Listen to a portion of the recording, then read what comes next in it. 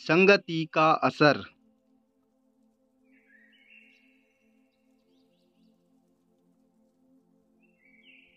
एक बार एक राजा शिकार के उद्देश्य से अपने काफिले के साथ किसी जंगल से गुजर रहा था।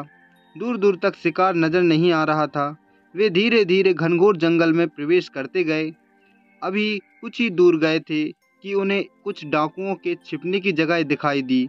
जैसे ही वे उसके पास पहुंचे कि पास के पेड़ पर बैठा तोता बोल पड़ा, पकड़ो पकड़ो, एक राजा आ रहा है, इसके पास बहुत सारा सामान है, लूटो लूटो, जल्दी आओ, जल्दी लो आओ।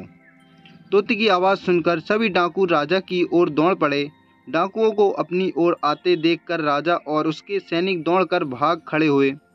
भागते भागते कोसों दूर निकल गए। सामने एक बड़ा सा पेड़ दिखाई दिया। कुछ दूर सुस्ताने के लिए उस पेड़ के पास चले गए।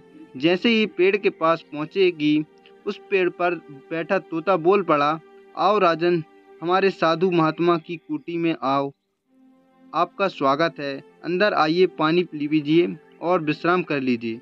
तोते की इस बात को सुनकर राजा हैरत में पड़ गया और सोचने लगा कि एक ही जाति के दो प्राणियों का व्यवहार इतना अलग अलग कैसे हो सकता है। राजा को कुछ समझ नहीं आ रहा था।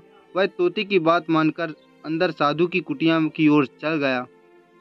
साधु महात्मा को प्रणाम कर उनके समीप बैठ गया और अपनी सारी कहानी सुनाई। और फिर धीरे धीरे से पूछा, ऋषिवर, उन दोनों तोतों के व्यवहार में आखिर इतना अंतर क्यों है? साधु महात्मा धैर्य से बोले, सारी बातें सुनी और बोले, ये कुछ नहीं राजन, बस संगति का असर है। डाकुओं के साथ रहकर तोता भी डाकुओं की तरह व्यवहार करने लगा है और उनकी भाषा बोलने लगा है। अर्थात जो जिस वातावरण में रहता है वह वैसा ही बन जाता है।